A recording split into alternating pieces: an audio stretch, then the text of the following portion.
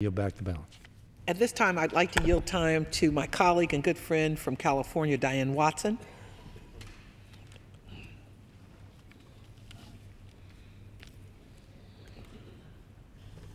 I'd like to thank Stephanie Tubbs Jones for providing this opportunity for us to remember someone that I considered a dear friend before I came to the House.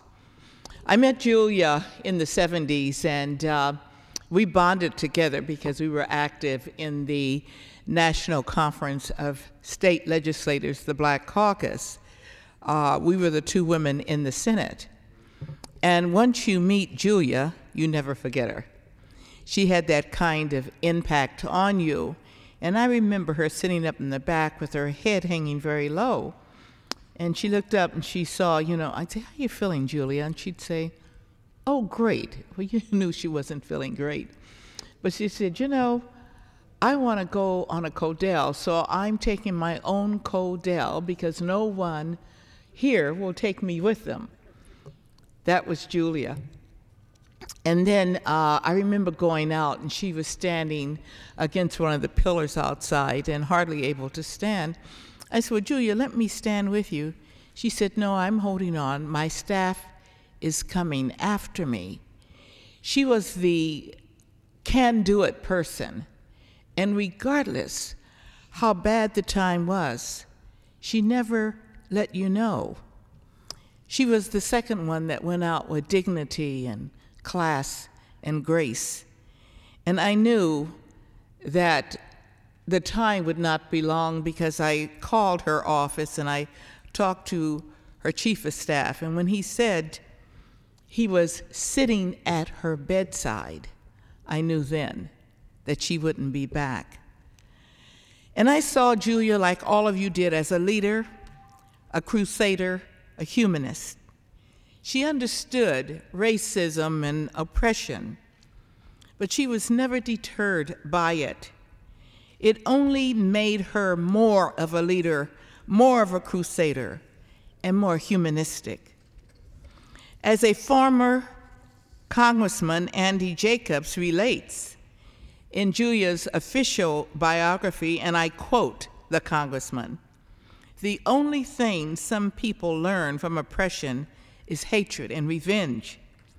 Others learn compassion and empathy. From the physical pain of material poverty and the mindlessly cruel persecution of knee-jerk racism, Julia Carson made her choice to be hard work, compassion, and an engulfing sense of humor. It is therefore fitting that in 1996, Julia Carson took on the task of seeking the Congressional Gold Medal for another pioneer in the struggle for human rights, Rosa Parks. It took nearly 3 years, but Julia did not fold, and she did not falter. In June of 1999, President Clinton signed into law Congresswoman Julia Carson's bill to authorize the Congressional Gold Medal for Julia Parks, and we all came to be part of that experience. Julia Carson, who could rightfully take her place in the company of Rosa Parks, was a woman of first. She was one of the first women of color to run for county-wide office and then statewide office.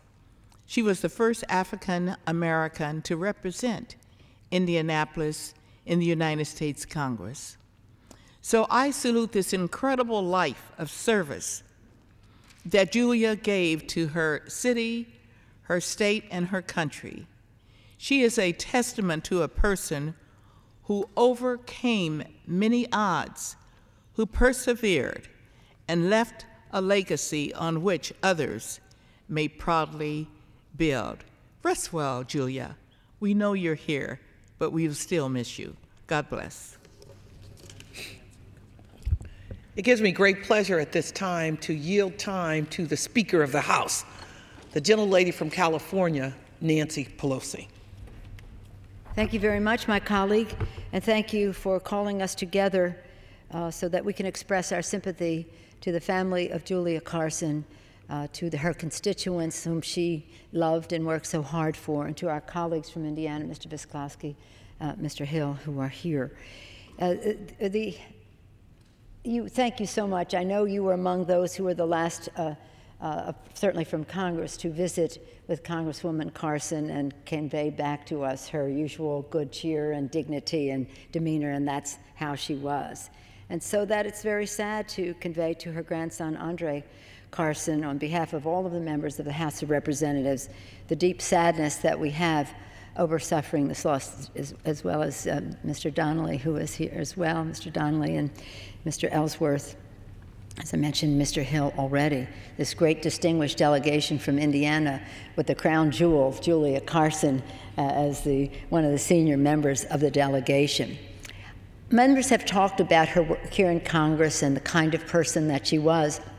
And I remember visiting her on a number of occasions in Indianapolis. And what was a joy to behold was the esteem in which she was held by all of the people there, whether we were walking down the street or talking to the police officers there, wherever it was. We went to events that she had relating to health care, relating to issues relating to the issues of concern to America's working families. People just worshiped Julia Carson. I never saw anything like it. I never saw anything like it. She came to Congress, as has been mentioned, after decades of service, a distinguished service to the state of Indiana. Our members have talked about her, the positions that she has held, but during her time in the House, she was a very powerful advocate for the people of Indianapolis and for working families across the nation.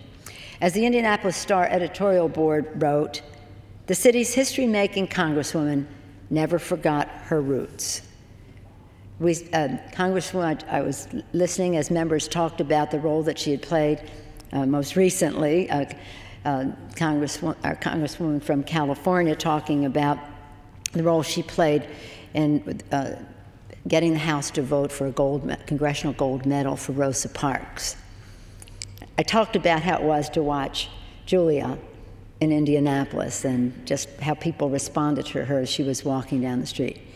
I'll now talk about how it was the day that she got this idea and started the ball rolling on this, and then the day that Rosa Parks came to the Congress. It was a thrilling, historic day for all of us.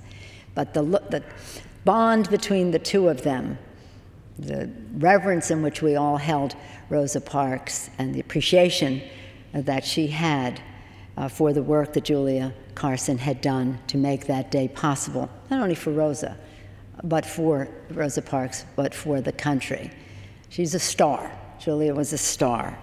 It's a fitting cause for her, as Julia and Rosa Parks shared a quiet determination, a fierce sense of purpose, and a total commitment to the ideal of equality, which is our nation's heritage and our nation's hope. Sadly, as we all know, in recent months, Julia Carson faced illness but she did so with her characteristic courage and dignity. When she was here, she was here.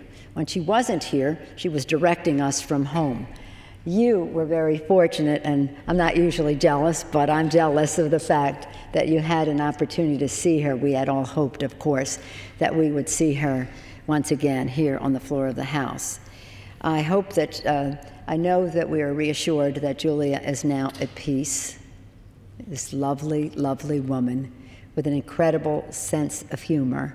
She didn't miss anything that was going on the floor. She would sit there quietly and then make the most incisive and insightful comments about the proceedings. We're all sad to lose her as a Congresswoman, of course, for our country. More deeply saddened to lose her as a friend. And I hope it is a comfort to Andre Carson and to her family and to her constituents that so many people throughout our country, and certainly in this Congress, share their grief and are praying for them at this sad time.